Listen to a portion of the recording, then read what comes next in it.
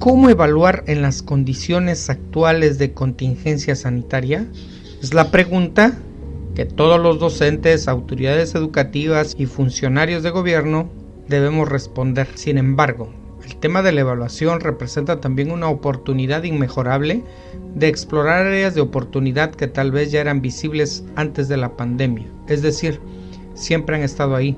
La falta de apoyo en casa, la crisis económica, social, emocional de los alumnos y familias, la didáctica del profesor, los cursos y talleres que no son tales, entre otros. La idea es clarificar el tema de la evaluación al tiempo que se retoman textos, autores y acuerdos oficiales cuya interpretación es responsabilidad de quien en este momento escucha y no necesariamente de lo que en el caso de los autores pretenden comunicar en sus trabajos de investigación.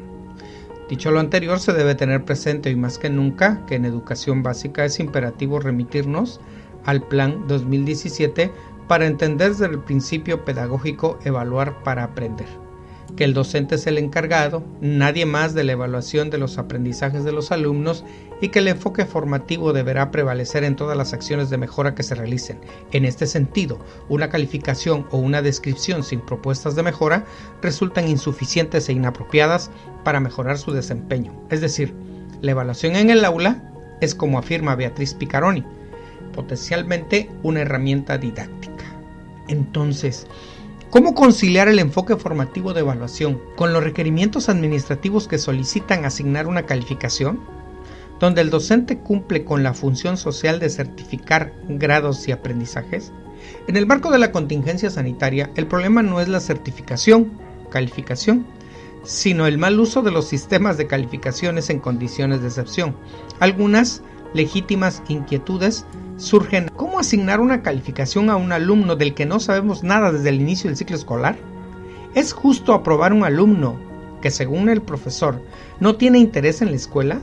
¿Por qué asignar un 6 a un alumno que no ha asistido a clases y un 7 a quien por lo menos ha hecho un esfuerzo por cumplir? Nótese que las preguntas anteriores están construidas sobre supuestos que, a menos que conozcamos de primera mano el contexto de cada alumno, no podríamos realizar, puesto que el alumno que no muestra interés es una persona que probablemente esté lidiando con pérdidas familiares, económicas y hasta de salud propia a su ritmo, manera y circunstancia. Ningún caso es igual a otro y, por lo menos en educación básica, el acceso a la educación a distancia depende en su totalidad de los padres de familia, no así del alumno. ¿Qué hacer entonces?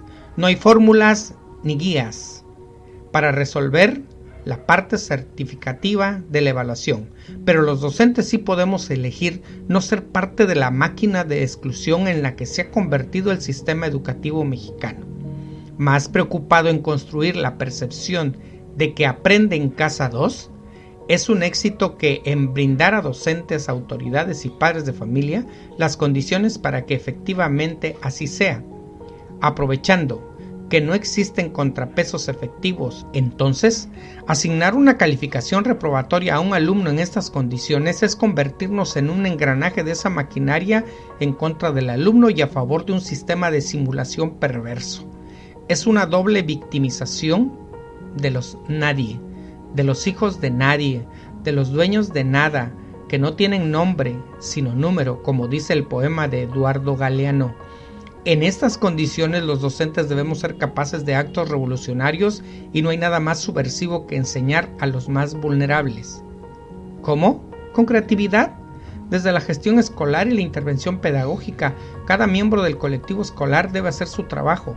Nada más, pero nada menos que eso. Escuelas efectivas, les dicen. Además, un docente bien formado es un sujeto político capaz de tomar decisiones ecológicas en tiempos excepcionales.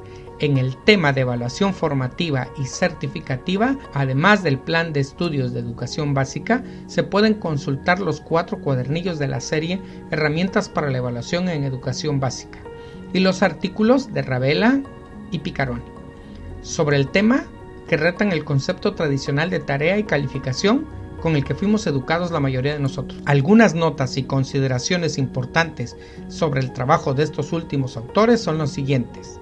Las tareas son conceptos que pertenecen a la pedagogía tradicional. Las consignas son actividades auténticas que resultan desafiantes y motivadoras para los alumnos. ¿Las consignas tienen características? Sí, concretas, un propósito claro, un alumno o audiencia específicos, incertidumbre que implica un reto creativo y demandante por parte del destinatario. Luego entonces, no es lo mismo encargar tarea que elaborar consignas, como lo descubrieron Ravella y Piccaroni, que afirmaron que el desconocimiento de esta diferencia es uno de los factores del fracaso escolar en América Latina. Toda consigna tiene una devolución, no es lo mismo que un signo de revisado, una firma, un sello, un punto en una lista de cumplimiento. Las devoluciones también tienen características, no son solamente valorativas, te felicito o debes esforzarte más. Por el contrario, proporcionan información al alumno que le permite comparar lo que intentó lograr con lo que efectivamente hizo. En este orden de ideas, el enfoque del plan de educación básica es que el corazón de la planeación es la evaluación. En tiempos de contingencia vale la pena recordar que el enfoque por competencias, si el alumno no lo sabe hacer, no lo sabe, por lo que utilizando la creatividad, imaginación y empatía se pueden construir proyectos con consignas. El trabajo de Piccaroni subyace en el supuesto de que las familias pueden colaborar en el proceso de aprendizaje de sus niños desde el rol de padres. Antes de la pandemia, algunos docentes estaban priorizando cubrir el programa. Antes que constatar si los alumnos comprenden y se interesan por lo que enseñan, esta contingencia es una gran oportunidad para comenzar de nuevo a través de la educación a distancia y los recursos disponibles a su alcance. En una interpretación muy particular de los trabajos de Ravella y Piccaroni, la diferencia entre ellos se establece a partir de la evaluación formativa. Mientras el primero afirma que la función formadora y la función certificadora de la evaluación son dos caras de una misma moneda, la última sostiene que nunca debe incluirse en el mismo proceso de evaluación la función formativa y la función certificadora. ¿Y usted qué opina, mis estimados maestros y maestras?